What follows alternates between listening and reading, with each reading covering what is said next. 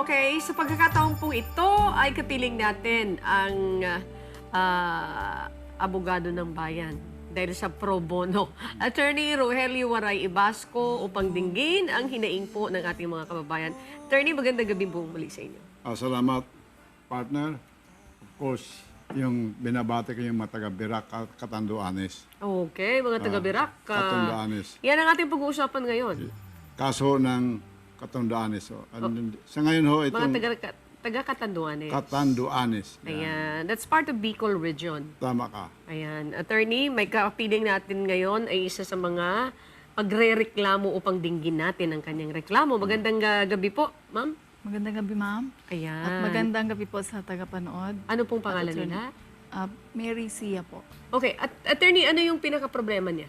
Ang problema nito, kasi yung original na titulo nasa kanya.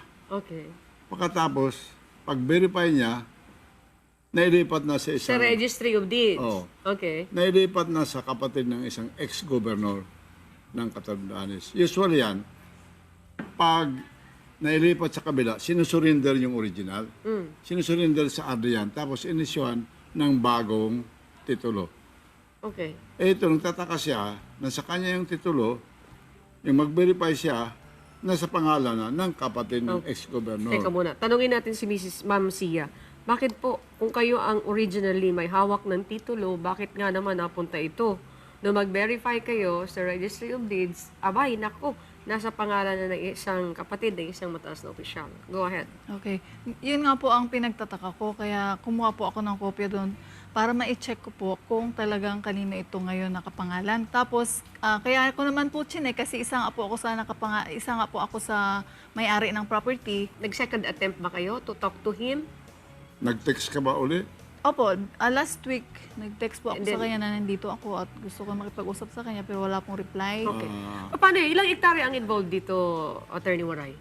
12 ba? 12 hectares po. Oo. Sa Okay. Puraran Resort po ito. So, ibig sabihin, pag isa kayo sa mga may-ari ng lupa, pagkatapos napunta ito sa pangalan niya. Opo. Okay. Hindi sa pangalan Pangalan ng kapatid ng niya. Okay. ex-governor. Bakit napunta ito sa pangalan niya? Okay. So, yun ang gusto niyong ihinging tulong. Opo. Kumbaga, gusto ko na niya siyang kausapin para, Ang ibig ko siyang ayaw mo ng kaso. opo, ayoko ng kaso. Kung gusto ko, magkasettle Madugo. lang kami ng maayos. Okay. Pero kung hindi ko alam kung anong gusto niya, so, Mapipersa ka. mapipersa po ako. Magkano ba? Binenta ba ito? Binenta ba ito ninyo? Binenta po na isa sa board of director. Pwede ba yung magbebenta yung isang board of director without the consensus of the...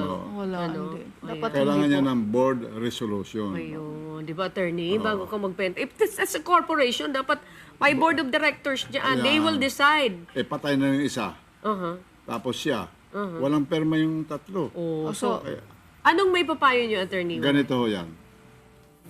Dinilipat na sa pangalan ng isang ex-governor. Iti-trace back mo kung paano na ilipat. Kukunin mo yung deed of sale. Kung paano na ilipat sa kapatid ng ex-governor. Pag dyan ay sigurado pinake ang perma ng board resolution, pinake ang perma mo, pinake ang perma niya ng ibang direktor para magkaroon ng deed of sale. Yan, papile na kayo ng annulment of deed of sale para maibalik. Ngayon, kung gusto mo yan, mag-file ka kasi sa Birak ang kaso niyan. Mahirapan ka papunta-punta. Ang gawin mo na lang, mag-file ka na lang, taga-saan ka ba? Naganda po ako. O, mag-file ka sa Davao, damages. Si yung kapatid ni Governor ang pupunta sa Davao.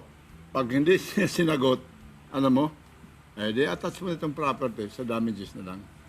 Kasi kung ikaw ang pupunta sa Birak, mahirapan ka, teritoryo niya. Okay. So, ibig sabihin, attorney, itong kasong ito ay kahit na sabihin natin na ang lupa ay nasa Catanduanes, pero pwede siya mag-file ng kaso. Pag Diyan. damages.